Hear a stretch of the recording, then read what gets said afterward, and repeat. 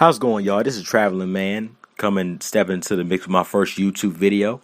I just got a few things I want to get off my chest talking about Will Smith. Once I say, this is just my opinion, I like to say, first of all, I do respect Will Smith, but I'm losing our respect for him, not as far as what he's doing in his personal life, but as far as the film roles that he's choosing throughout his career. I just feel like his movie roles have become, tired and, just redundant, in my opinion. He keeps doing the same roles in every movie. And I just want to kind of speak about that during this movie. Like I said, I like to say, first of all, like I said, I am a big fan of Will. I've been my whole life since the 80s.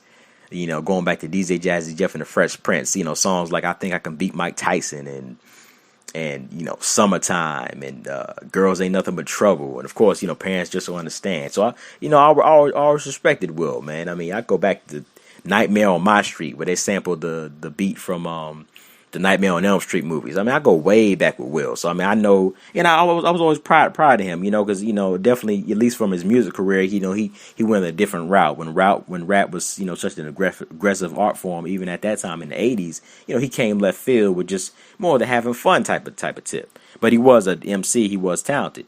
But essentially his career, I think, I guess started in 1990 with The Fresh Prince of Bel-Air, but really his movie more started in the, he did do 6 Degrees of Separation. We played a gay guy, so I give him credit for that as well. But his career really, his arrival was really Independence Day in '97. If you want to be honest about that, that's when it was like he had arrived. But you can see that if you want to go back to the days of Fresh Prince of Bel-Air, you can see the change happening with Will, as far as how Hollywood wanted to water him down and make him be a certain way. If you notice, like back in the first season of Fresh Prince, dude was he was. I mean, of course, you grow mature like anybody else, but you saw just a dramatic change overnight. He was in the first year, he was, wearing, Jordans and backwards caps. And, I'm not saying that is the meaning of being, quote unquote black or brother, but I'm saying he was talking about reading the autobiography of Malcolm X, and he had Malcolm X posters on his wall. And I think he had, like, back then they had like Malcolm X clothes that were big.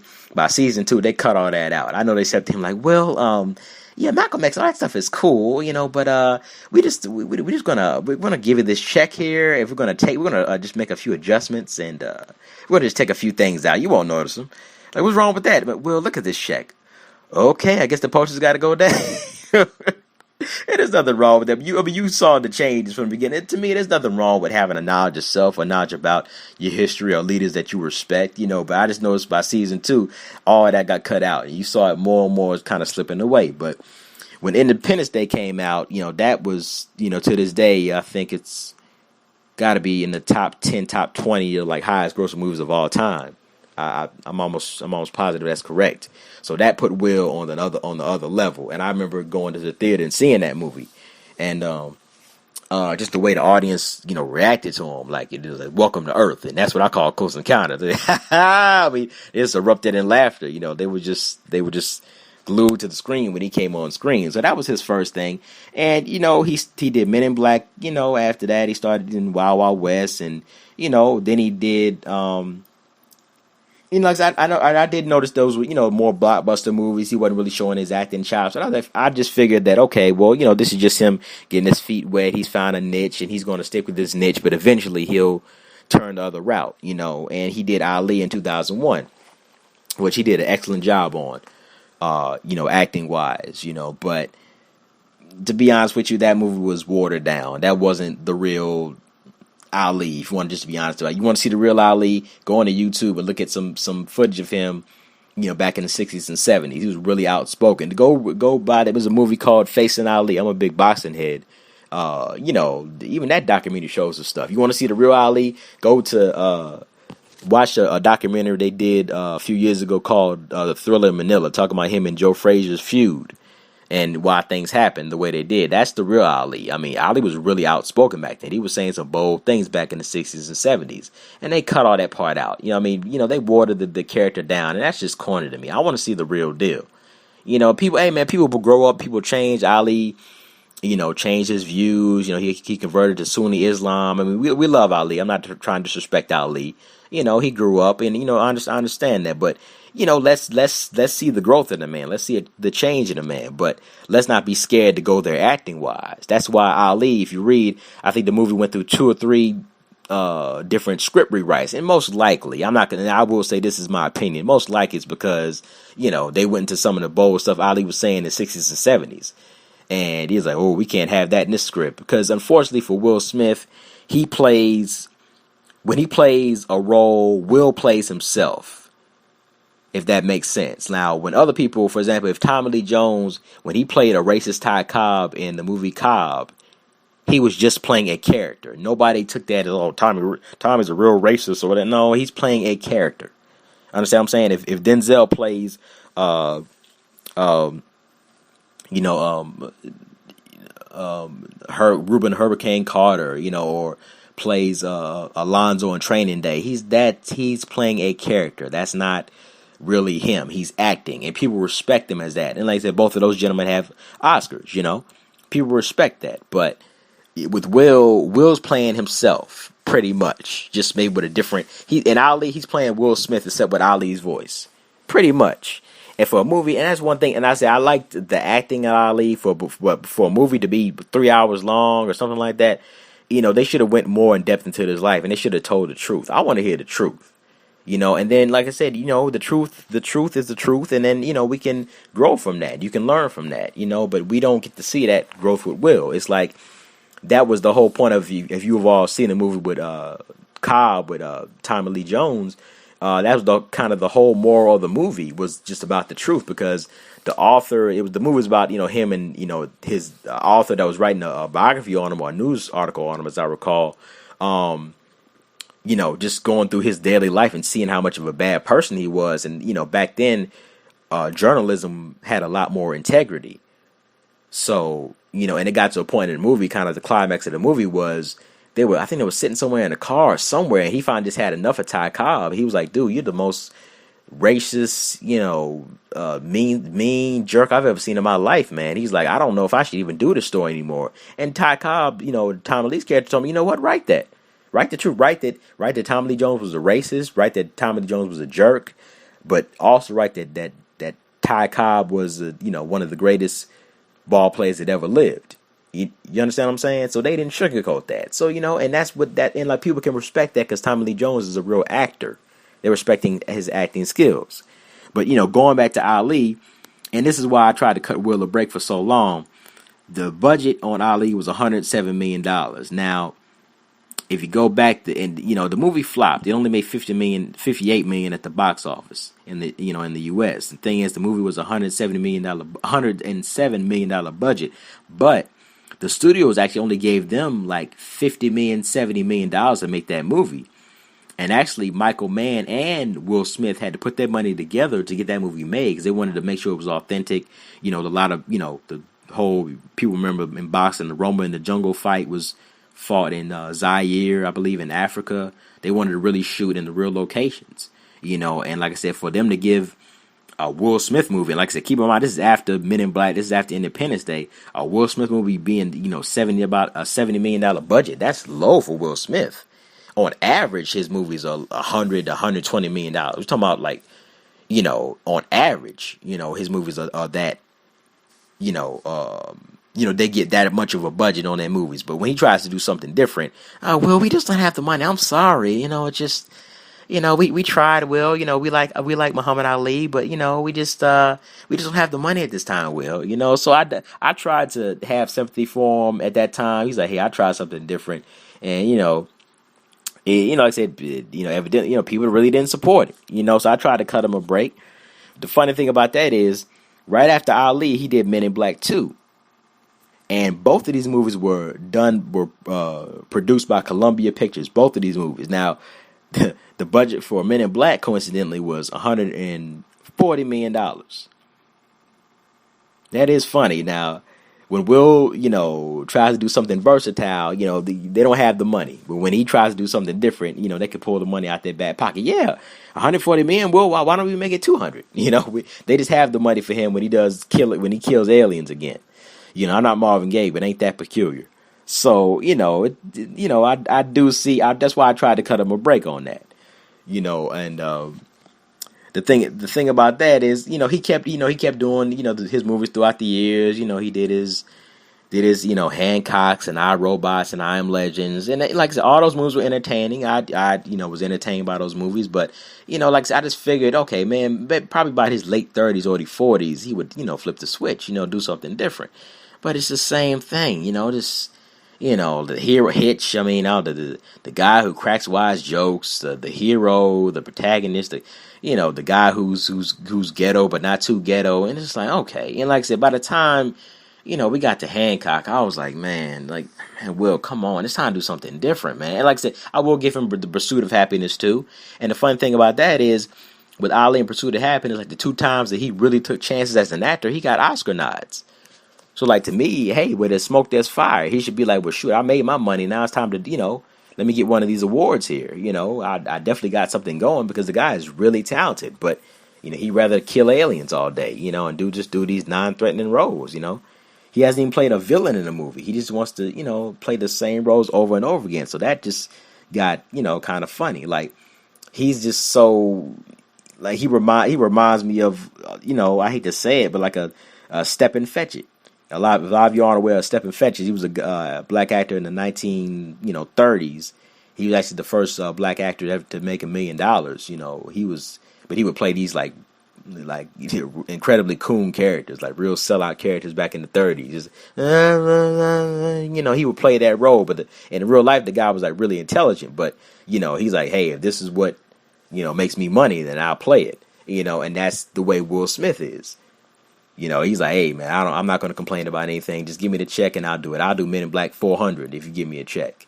And it's like the same thing. And like I said, I do have respect for Stepin Fetchit because his real name was Andrew Perry or something like that. But, this is the 1930s. I mean, he was making more money than a lot of white people at that time. So I don't blame him, for doing that. But Will's made so much money, he can afford to take chances. Like, if you notice, like, he hasn't even done an interracial, love scene. And, I'm not saying that's the end all be all for anything, but I'm saying, he can be in these movies where he saves these white women's lives and all, but he can't do a love scene with them.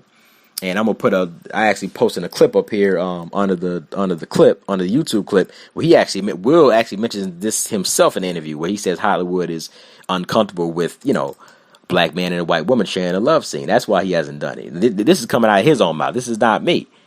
And so he knows what's going on. This is why he hasn't done it yet. And there was actually an article about it a couple years ago, but I've noticed this stuff for years. But I can't remember who wrote the article, but it was an article called "Why Can't Will Get the Girl?" And they mentioned a lot of these points. And some people were actually hip to it. They were like, "Man, I really didn't notice that," but that's true. It's like, I wonder what the big deal is. Hey, it's whatever, 2011. Like, what's the big deal? But some people started to say, "Oh, why does it have to be about race and all?" Like, man, it's not about race. I mean, he's not doing it. That's just the fact. And don't disrespect, but sometimes some women will be like, "Oh, some sisters or whatever might be like, oh, I'm glad he's not doing a role, with a white woman or whatever, or well, he's married now and he just doesn't want to do kissing scenes with women at all." Like, oh, wait a minute now. Let's wait a minute. When we watched 7 Pounds, he was rolling around the streets with Rosario Dawson. Didn't seem like he had a problem with that. Why? Because Rosario is she's mixed, but she's looked at as a sister, and I love Rosario Dawson, beautiful young lady. And then Gabrielle Union in Bad Boys 2. This dude was shoving his tongue down her throat, within 10, 15 minutes of the movie. So it's like, okay, so he's obviously still doing love scenes. He's just not doing it with white women. Eva Mendes, that's cool. I mean, and it's like, it's not a big deal. And like I said, like I said, he's saying here that Hollywood has a problem with that. So he's telling you what's going on. But like I said, he's not going to complain about it as long as he gets a check. And that's where, like I said, because unfortunately, really, black sexuality in general, but definitely male black sexuality is seen as a threat in Hollywood. This is why, even somebody like Denzel, and Denzel has done, love scenes with white women before, and like I said, it doesn't matter. It's 2013. I mean, who cares? I mean, but people consider, Denzel and Will, handsome guys, so they wouldn't mind doing that anyway. But it's a movie. I mean, it's acting. Like, what's the big deal anyway? I mean, even if it's real life, it's 2013. I mean, be who whatever you want to be with. But even in a fictional world, that can't happen to Will Smith. But like I said, Denzel has done love scenes with white women before, but they were more lesser known actresses. I hate to say that like that, but I mean, being honest, I mean, he did love scene with I forget the lady's name in Malcolm X, but that was autobiographical. Doing a love scene with her, and he got game. I forget that woman's name. I can't remember her name, but cute girl. From Resident Evil, he did a love scene with her. But I mean, these are relatively lesser known actors. But a lot of people don't know the movie The Pelican Brief that came out. That movie was actually intended for a white actor, but Denzel was so good that he got the role. And that's kind of the same thing that happens to Will Smith sometimes. Like, they'll write scripts that we actually had a white actor in mind, but Will Smith was perfect for this part. But going back to The Pelican Brief with Denzel, is him and Julia Roberts, and that movie was based on a John Grisham novel. And if you go back and read the John Grisham novel, those two characters had a love scene in the book, but when it got to the big screen, that was taken out.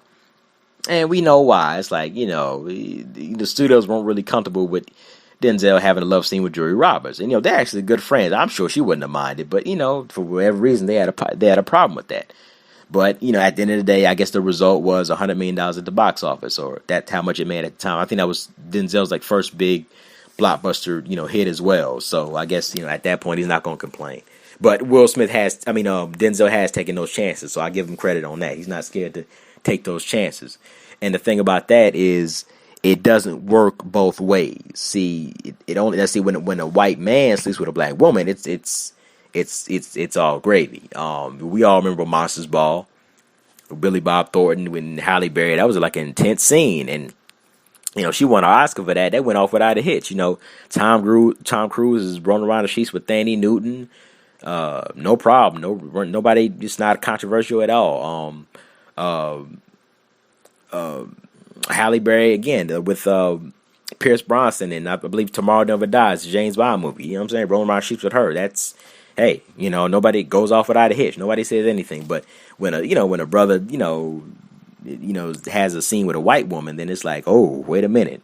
So that's something that goes there. And kind of going to the point of the movie Hancock that came out. Once again, another, I really, like I said, I do like most of Will's movies, but I just didn't care for that movie personally.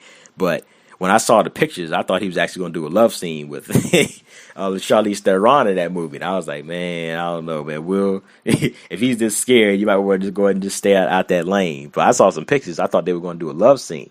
What's funny about that is it's like he tried his character. They're supposed to be married, and they can't be married because when they get together, they lose their powers. Some really strange stuff. I mean, you look into that the way you want. I mean, I don't know, and that's just the way I think.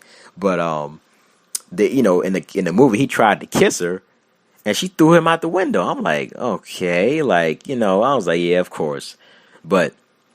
So I mean, once again, Will wasn't trying to go there, or the producers weren't going to try to go there. The funny thing about that is, if y'all out there, are able to get your hands on an uncut copy, they're actually kissing in that movie. Because I remember going to my friend's house, my buddy's house, and we were watching that on screen. I was like, I saw the theatrical version. I was like, and they were kissing for a good 10, 15 seconds. I was shocked. I was like, whoa, wait a minute. I was like, man, I know I'm not blind, man. I was like, they did not kiss in the regular movie. Something's going on here. So I picked up the case and looked at it. They said the uncut version. I'm like, okay.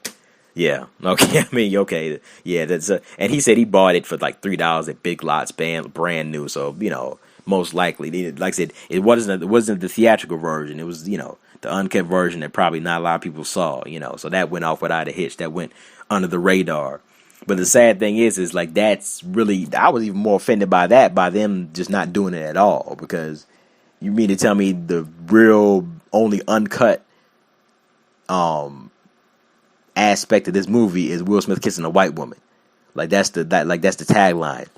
In this uncut, unauthorized version of the hit movie Hancock, actor Will Smith kisses a white woman. Oh my God, it's that kind of thing. You know what I'm saying?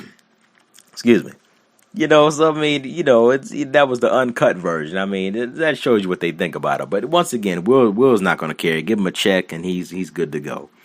But and I, like I said, I tried to hang in there, with you, like I said, Hancock's and iRobot, because like I just figured, Will would just Will, like I said, Will has made his money, made enough money for 8 lifetimes. He's good. I just figured he would do more dramatic roles, and I was like, maybe something has to fall into his lap for him to finally do it, because he's not going to take these roles himself. He's scared of doing any villain or any bad guy, any protagonist. A lot of people would say, "Oh, Bad Boys was threatening role." No, it wasn't. He's a cop. I mean, cops killing people, that's not threatening either.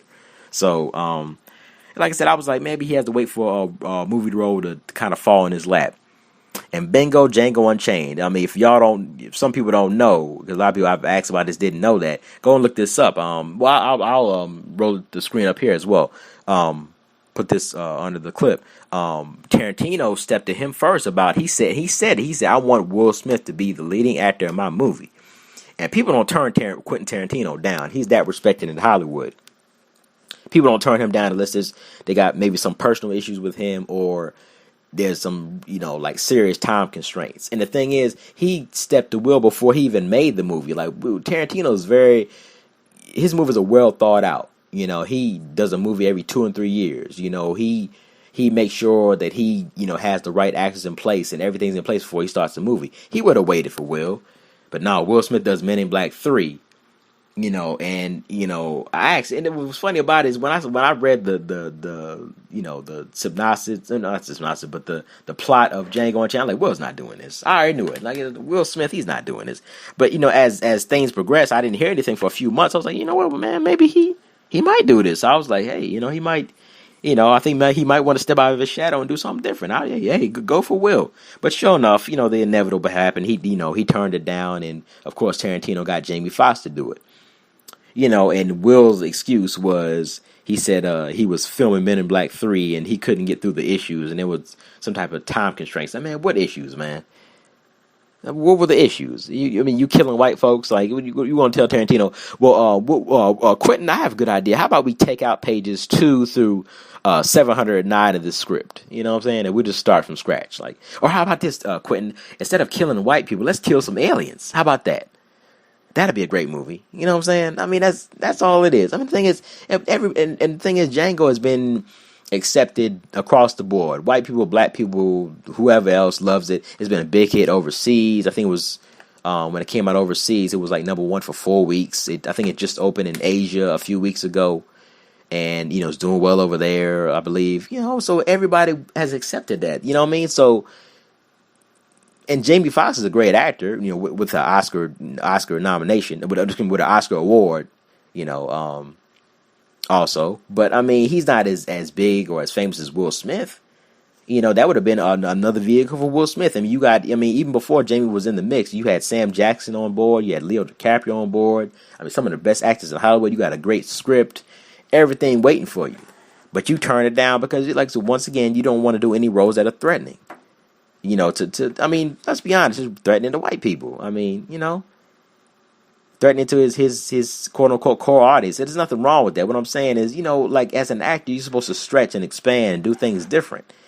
And like I said, I know he can do that. And the thing is, I don't mind him doing his blockbuster movies and stuff like that. But that's pretty much all he's done throughout his whole career. And it's just getting redundant and just corny, man. And like I said, with a movie like Django Unchained, everything was set up for you, and you turn it down because you're scared. He said, "Oh, we didn't get time to get through the issues. There were time constraints." But he has time to do After. He has time to do After Earth, which is coming out in June 7th, where once again it's him and his son on a planet, killing aliens again. I mean, yeah, real clever. Another movie about killing aliens. Like, man, I mean, goodness, like, Will, come on, man, like, enough. Man, it's time to do something different, man. Like I said, I've lost a lot of respect for him because he keeps doing the same roles. I know how talented he is. Like to this day, like even you can see him getting better as an actor, even going back to the days of Fresh Prince of Bel-Air, because you remember a lot of people to this day still talk about like one of their favorite episodes is the episode where Will finally met his dad, and his dad left him. His dad left him, and pretty much didn't want to have anything to do with him, and Will was kind of venting for a minute. His character was venting, and he was like, "How come he don't want me?" And he started crying. And people felt that, man. And it's like, man, Will Smith is a great actor. He's getting better and better, but we're not seeing that, like in his Hollywood movies. Like I said, other than Ali and Pursuit of Happiness, are two movies in a 20-year career, pretty much. And he's doing the same roles over and over and over again. And what's going to happen is he's going to end up killing the genre of science fiction, because it's like, we want, the science fiction movies, we appreciate that, but we want to see you do more of your versatile roles too. You made your money. You proving your point. Now it's time to switch it up. Like I said, Tom Cruise, and I have a lot of respect for Tom Cruise too. And he's, one of the greatest of all time in my opinion. But Tom Cruise, he'll do his Mission Impossibles and Minority Reports, but then he'll flip it and do, your Last Samurais and Born on the 4th of Julys and, Collaterals and A Few Good Men, so he does both, and so people respect that. But, when Will pretty much does the same movies every time, it gets corny and it gets redundant. And like I said, it's going to get to a point where he's killing that genre. Not comparing him to these guys, but you remember the people in the late 80s and early 90s, you had Seagal, you had Van Damme, you had Arnold Schwarzenegger, you had Sylvester Stallone. But all these guys' movies were about, blowing stuff up and doing kung fu. I mean, that's cool, but I mean, that's all they pretty much did, and they killed that genre. And as you can see to this day, that genre still really hasn't recovered. And that's what's going to happen to Will. They're going to be like, man, another sci-fi movie? Like, dude, we're not really going to support this, because it's like, man, we'll just get somebody else to do it. Like, man, we're tired of seeing these sci-fi movies. But like, it's going to be what it is, because he doesn't want to do anything different. He's too scared. It's like, and like I said, I respect him and I respect his success. I'm not disrespecting him. I'm not a hater or anything like that. I respect him. I respect him getting his money out, but I'm losing respect for him because I know how talented he is. But we're never going to see it. I mean, he should look at somebody like Jamie Foxx. Jamie Foxx has got an Oscar. Look at Denzel. Denzel's got 2 Oscars, 2 Emmys, and a Tony. So he's done it on all levels, on the film level and the theater level. Will can do the same thing, but he's got to don't be scared. He's got to just do some different roles, man. Stop playing play a villain in a movie. Play somebody corrupt. Play somebody different. Stop playing the hero, the nice guy, the guy who's lightly ghettoed. I mean, this stuff, it's just getting redundant, man. I mean, they just raining black people in New York. I mean, that's cool, but it's like, okay, man, it's time to just switch it up. That's all I'm saying. Because he's gonna end up, his career is gonna end up being a rubber stamp by the time he's 60 and 70. I mean, I got all the money in the world. I've got all the praise for my action movies, but I don't have any hardware on my wall. Like I said, Jamie Foxx has got his, Halle Berry, Denzel, these other actors. I mean, just actors in general. I mean, whatever, De Niro, Pacino. I mean, whoever actors you look at, like, man, I've had all success, but I don't have any really respect for my peers. And I'm not saying that necessarily an Oscar by itself means that you do or don't have a successful career, but I mean, I feel like he definitely can get one if he tries something different, but he wants to stick with the same formula and do the same thing. Because like I said, he's scared. He's he doesn't want to play any roles that are threatening. And the sad thing is like, when you try to hit people onto this stuff, they don't really get it. Especially his white fans. No disrespect to my white brothers and sisters out there. I'm just being honest. But like, I have a friend named one of my friends, my buddies. We grew up in the South. So we went to undergrad together and stuff like that. A lot of our classes, we might be the only brother in there, and that's that's cool. Whatever. It's what people are people. It's great. But he's the type of brother, he can't stand Will. When I tried to defend him, he was off Will's mark years ago. He's like, man, I've been done with him. But like when you bring, and this is the guy that is always like cracking jokes and that kind of stuff. But when you bring Will Smith's name up, it's like the You know, it's like Dr. Jekyll, and Mr. Hyde. He does not like Will Smith. He said he just remembers one day in class, like somehow Will's name got brought up, and they just saw him rolling his eyes because he just like he can't when he mentioned his name, like he can't even front. It's just something goes in and where he gets mad, and people just started looking at him like, "Whoa, what's wrong with you? Like you don't like Will Smith?" He's like, "No." And like whoa, it's like what's wrong with you? And he was like, man, he wasn't gonna get deep into it as far as the non-threatening roles. He just says, have you noticed he plays the same role in every movie? He's like, and I like actors that are versatile. Johnny Depp, Denzel, people like that. And he actually made him think. He said they were actually like, man, you got a point, man. I didn't really think about that. But one girl kind of popped the bubble, and she was like, yeah, but Will does such a good job at those roles. And he was like, man, forget it. I don't want to talk no more. They just some people just don't want to face it or don't get it. So that's my whole point. Like I said, I just want to see Will do different movies. I'm tired of him doing the same roles over and over again. I mean, like it's just getting redundant because I know he should be, how talented he is. I know he's one of the most talented actors in Hollywood. He should be up there with your Denzels and your Johnny Depps and your Meryl Streeps and people like that. As far as his acting work, but he's too scared. I remember an article he put out. I can't find it, but he said himself, I'm scared of doing diverse roles because I'm scared my core audience won't support me. You can probably look that up and find it. What does he mean by his core audience? I mean, come on now. And go back to Django real quick. Like I said, Will was talking about that they didn't have time to discuss the script and it was time constraints. But I'm gonna post this clip up here too. Quentin Tarantino was late last year. He was promoting Django Unchained on the Howard Stern show, and Tarantino said it wasn't about that. He said Will just wasn't right for the movie. So I mean, I'm not trying to call the man a liar, but he's a liar. I mean, come on now. Which one is it? Was it time constraints or we didn't have time to discuss it, or were you just not right for the film? Quentin Tarantino, he didn't disrespect Will. He just said, he just wasn't right for the role. He said, hey man, I like Will. He's, it was good to talk to him. He seems, he's a nice guy, but he's like, I just felt like he wasn't right for the role. And Quentin Tarantino knows what time it is. He's like, man, this dude's not gonna do anything threatening. So he wanted to try to break him out of that shell, but Will just won't do it. So that's the whole point with that. But like I said, I don't want to make this video too long.